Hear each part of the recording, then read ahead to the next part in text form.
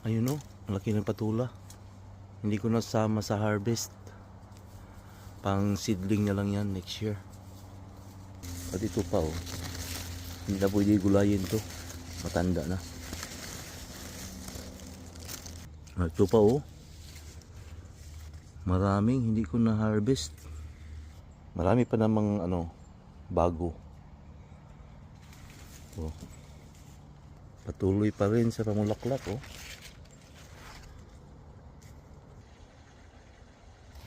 Ito pa oh, sa tabi ng papaya. But anyway, marami pa namang mga maliliit. Ayun oh. Ayun pa oh. Ayun pa oh. Ang dami. Mag 34 degrees ngayong gabi. Buti makasurvive to sila.